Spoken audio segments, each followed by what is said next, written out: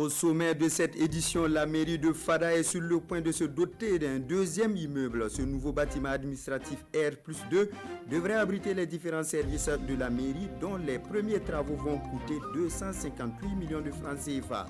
La pose de la première pierre dans cette édition. Rendre accessible et abordable les prix des petits ruminants pour la Tabaski 2020, c'est tout le sens de la mini-foire de Kaya, une foire organisée par le Conseil régional du Centre-Nord pour un meilleur écoulement des différents animaux. Zoom sur cette foire dans ce journal. Bonsoir et bienvenue à tous. Kaya pour débuter cette édition où le plan international est en phase d'améliorer ses interventions futures dans la région du Centre-Nord. Lors de sa revue annuelle des projets et programmes de 2020 tenus à Kaya, il a décidé de mettre plus à contribution ses partenaires dans sa stratégie nationale 2019-2023 pour de meilleurs rendements dans la région. Le reportage de Yacouba Ouedraogo et de Yacouba Kwala. Plan international Burkina Faso est satisfait de ses réalisations de l'année 2020 dans la région du Centre-Nord. C'est ce qui ressort de cet atelier de revue annuelle des projets et programmes du plan annuel 2020. Malgré le contexte sécuritaire difficile, les acteurs du domaine se félicitent des résultats engrangés. La région est en proie à plusieurs crises multiformes, multidimensionnelles. Mais quand on regarde un peu certains indicateurs, notamment le taux de mobilisation des ressources, nous ne pouvons qu'être satisfaits. Nous sommes autour de 90% du taux de mobilisation de notre budget, de l'ordre de 3,5 milliards. Et donc ce qui est quand même un indicateur significatif pour nous en comparaison aux autres années où on était autour de 2 milliards. Des efforts appréciés par les premiers responsables de la région. Les activités qu'ils réalisent dans cette région et contribue énormément à fortifier et à en tout cas orienter une grande partie de la population du Centre-Nord, notamment les enfants et les jeunes, et particulièrement les filles et les jeunes femmes. Et pour joindre l'acte à la parole, des jeunes filles bénéficiaires de ces projets ont adressé des doléances aux premiers responsables de la région et à leurs partenaires Plan International Burkina Faso. Merci à vous, Amadou Ouedraogo et Jacques Ouedraogo. La mairie de Fada entend renforcer ses infrastructures avec un nouveau bâtiment administratif R+2. La première phase de la construction du futur immeuble est estimée à 260 millions de francs CFA. Le conseil municipal a procédé vendredi dernier à la pose de la première pierre avec un délai d'exécution de 6 mois. Presley Kiemtouri, Dandi Banga et Aruna Mari pour le reportage. C'est le plan architectural du nouvel édifice qui sera bientôt érigé dans l'enceinte de la mairie de Farangourma. Un bâtiment R+2 qui servira de locaux aux différents services dont la majeure partie demeure encore dispersée dans la ville. Prévue pour être construite en plusieurs phases, la nouvelle bâtisse doit sortir de terre dans 6 mois conformément au calendrier prévu pour le chantier. L'état civil qui est quelque part dans la ville, la régie des recettes qui est à un autre endroit, et ça a une influence négative sur la qualité du service rendu aux populations. C'est dans ce sens-là que le conseil municipal a consenti un effort avec l'appui du PACT pour la réalisation d'un bâtiment R+2 dans la première phase, nous avons procédé à la première pierre. La première phase va coûter 258 millions. C'est un projet qui va contribuer de manière substantielle à l'amélioration des conditions de travail des agents de la mairie. Et il est évident que cela va contribuer également à leur meilleur rendu, à leur meilleure performance. Regrouper ses forces pour mieux servir les usagers, c'est toute la vision du conseil municipal à travers la mise en route de ce projet dont la deuxième phase est prévue pour être exécutée en 2021. En marge de la pose de la première pierre, sous couvert de l'anonymat, une bonne volonté a offert 20 motos d'une valeur estimée à 10 millions de francs CFA aux forces de défense et de sécurité de la région afin d'accroître leur capacité opérationnelle sur le terrain. Action de solidarité dans cette édition avec le repas communautaire organisé à Dori par la direction régionale en charge de la famille. Environ 560 enfants déplacés internes de la région du Sahel en ont bénéficié samedi dernier. À noter que le Sahel compte jusqu'à 232 000 déplacés. Le reportage de Ibrahim Kagone et de Pinidie Yanou. Les tout petits, enfants des déplacés internes de la ville de Dori, partagent ici un repas avec le directeur régional en charge de la famille.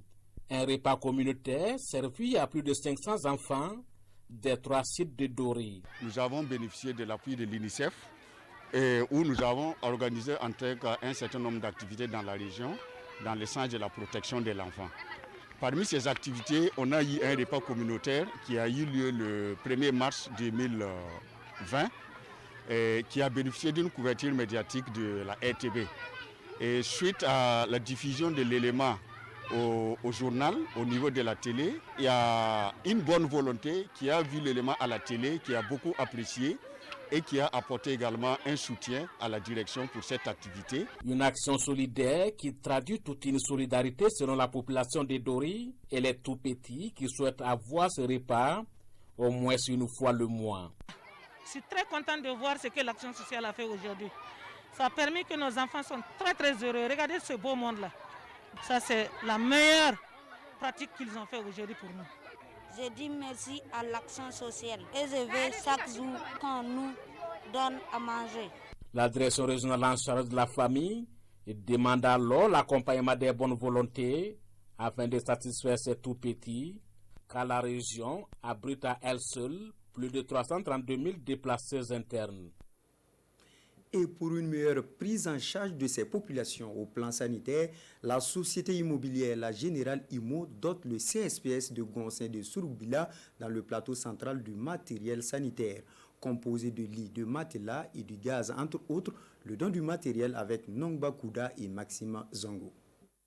Présente dans la commune de Souroubila et plus précisément à Gonsin, à quelques encablures de la ville de Ouagadougou, la société Générale Imo est spécialisée dans la promotion immobilière et foncière. Pour matérialiser sa responsabilité sociétale, elle a inscrit un volet social dans ses interventions.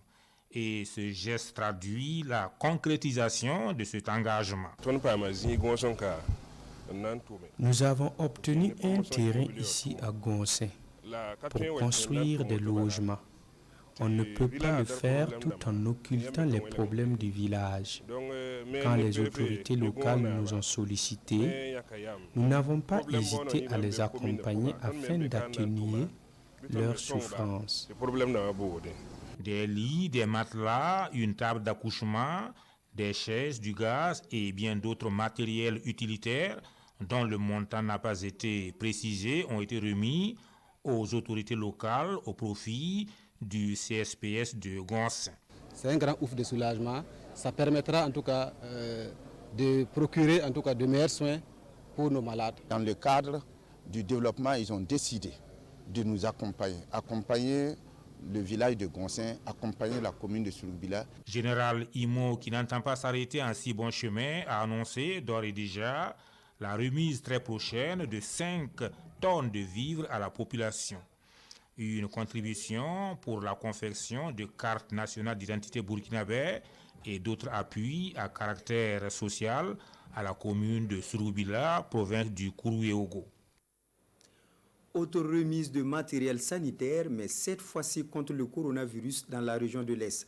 5 millions de francs CFA en lave-mains, en savon liquide et en cache-nez.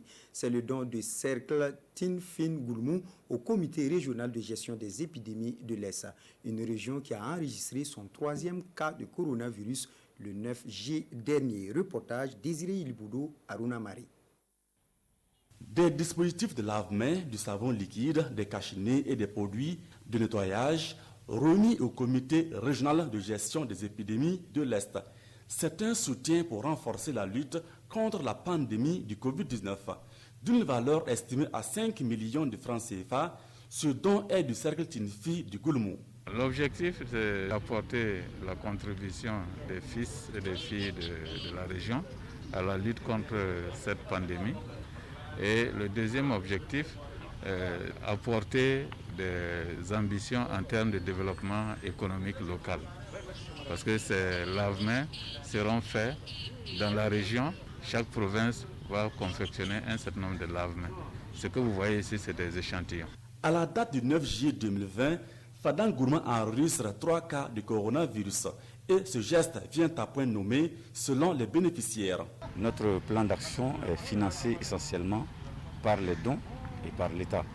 Et en ce sens, je sais que Tingfi vient renforcer nos capacités de réaction face à cette pandémie et vraiment nous les remercions. Et le gouverneur de la région de l'Est, président du comité, d'appeler la population au strict respect des mesures barrières contre le coronavirus.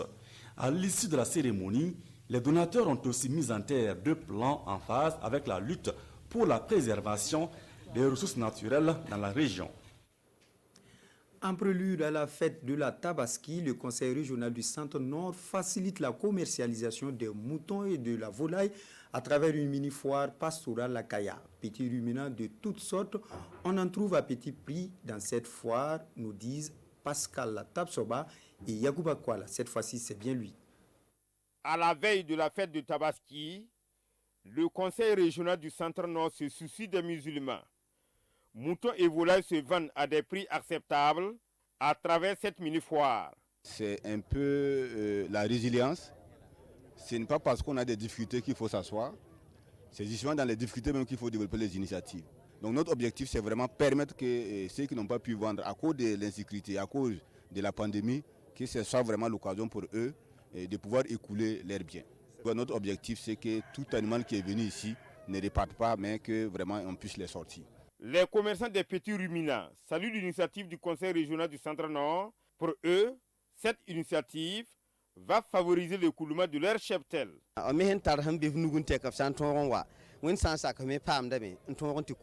Nous saluons cette initiative. Nous souhaitons que les clients viennent.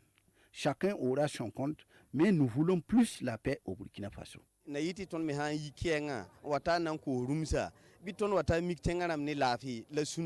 Cette mini-foire des petits ruminants est la première du genre dans la région du Centre-Nord, bien accueillie par plus d'un. On s'arrête ici pour cette session d'information. L'actualité sera de retour à 20h. Bonne suite de programme.